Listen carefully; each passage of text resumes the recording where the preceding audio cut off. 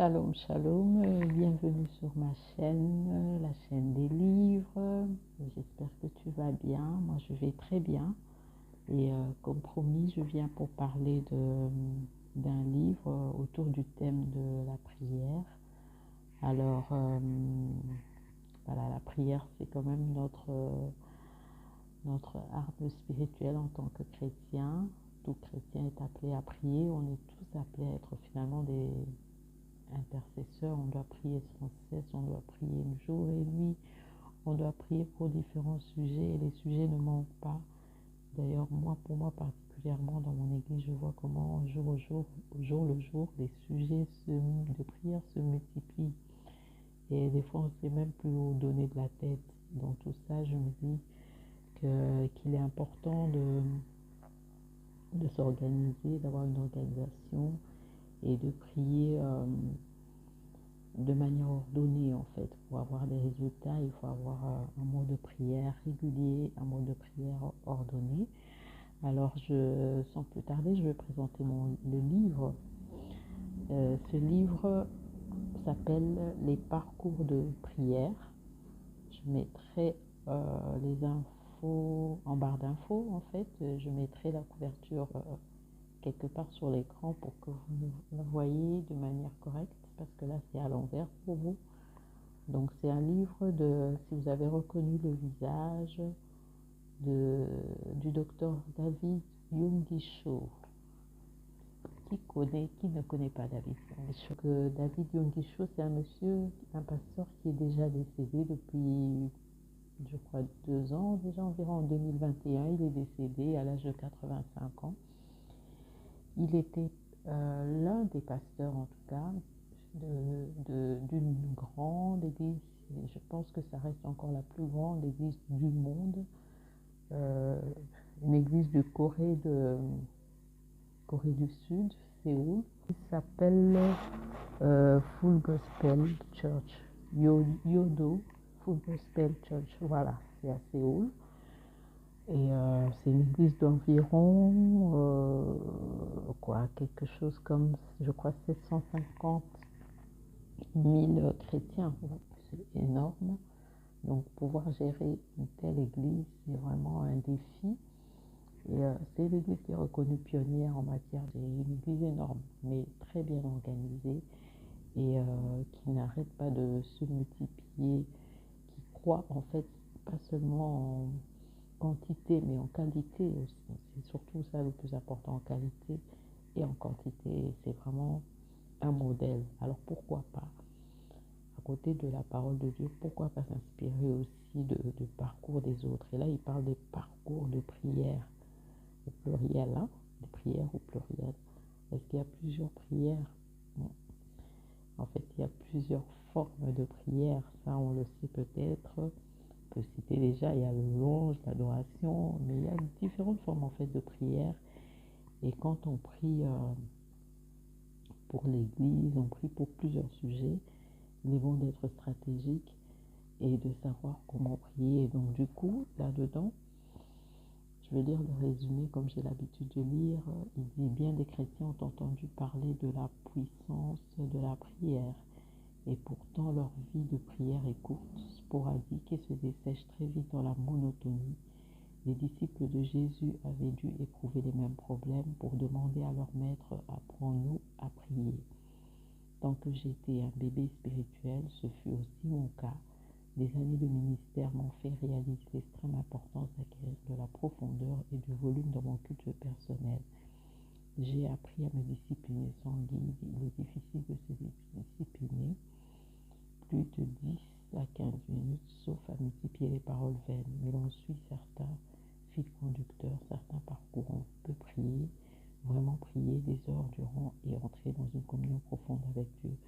C'est alors que nous voyons des exaucements merveilleux qui changent notre existence et celle de ceux qui nous sont chers. À travers ce livre, j'espère aider les chrétiens à entrer dans une dimension spirituelle nouvelle et victorieuse. Voilà, moi, ce que j'ai tiré de ce livre, déjà, ça m'a conforté en fait. Ça m'a vraiment beaucoup conforté quand j'ai lu. J'ai vu que, voilà, je priais bien. c'est vrai. Il est clair que quand on prie, le plus important, c'est quoi? C'est qu'on soit dirigé par le Saint-Esprit. C'est ça le plus important. Mais il y a tellement de formes de prière qu'on ne peut pas critiquer quand les gens sont en train de, par exemple, parler en langue. On ne peut pas critiquer quand les gens euh, prient de manière méditative. On ne peut pas critiquer, juger quand on voit les gens qui crient. Il y a tellement différentes formes de prière. Et il faut savoir exploiter ces différentes formes de prière. C'est ça qui m'a aidé en fait. Je me retrouvais en fait à travers différentes formes de prière, mais là aussi c'est surtout qu'il oriente par rapport à la lumière en fait de la parole de Dieu. Qu'est-ce qui est important? Pourquoi, par exemple, on invoque le sang de Jésus? Qu'est-ce que le sang de Jésus fait? Tu peux dire le sang de Jésus, mais pourquoi tu dis le sang de Jésus? Vraiment beaucoup de choses. Quand tu cites les noms de Dieu, qu'est-ce qu'il y a? Pourquoi c'est important de citer les noms de Dieu? Pourquoi c'est important de prier au nom de Jésus? Donc il y a vraiment dans ce livre, il cite différentes formes de prière et il explique comment il utilisait. Ça c'est son parcours, hein, mais c'est une inspiration. Comment il utilisait ces formes de prière pour lui dans son église, parce que c'est l'un des cofondateurs de l'église. Et il a été pasteur pendant des années. Dans cette église, il y a différents, je ne sais pas combien de pasteurs, ils sont au moins 500, je pense, un pasteur dans cette église. Pour le nombre de personnes qu'il y a dans l'église, c'est normal, hein, qu'il y ait autant de pasteurs. Ils ont aussi une organisation avec des groupes de maison, donc la prière ne s'arrête pas dans l'église, mais ça va aussi à l'extérieur dans les groupes de maison. C'est intéressant. Donc c'est un livre qui peut beaucoup aider dans la vie de prière personnelle.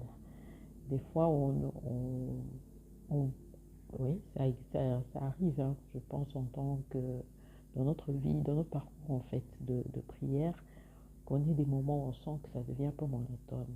On commence à un moment s'habituer à prier d'une certaine manière. On a besoin d'entrer dans une autre dimension, une nouvelle dimension de prière.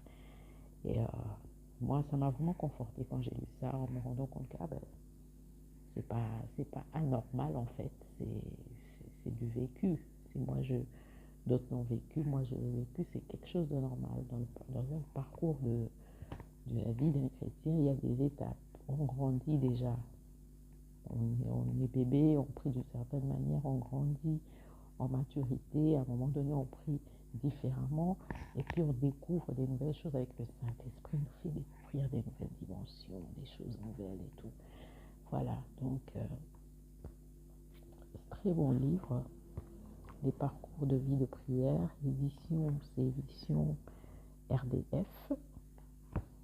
Et là, moi, mon livre en français ici, parce que c'est un livre qui a été traduit, vous imaginez, hein, de l'anglais. Ici, ça c'est une édition de 2014. Mais sinon, c'est un livre qui avait été écrit, je pense, si je vois bien ici, en 1994. Un vieux livre quand même, mais qui reste vraiment intéressant et que moi je conseillerais de lire en fait. On peut même faire sur ce livre, moi je pense, une étude, une discussion en groupe, en petit groupe. Moi je trouve que c'est un livre intéressant dans ce cadre-là, de discuter en petit groupe sur les différentes formes de prière, d'avoir des partages là-dessus, qu'est-ce que vous avez vécu, enfin, que chacun partage ce qu'il a déjà exploité, comment il a vécu et tout. Ce genre de livre, moi je crois que c'est bon.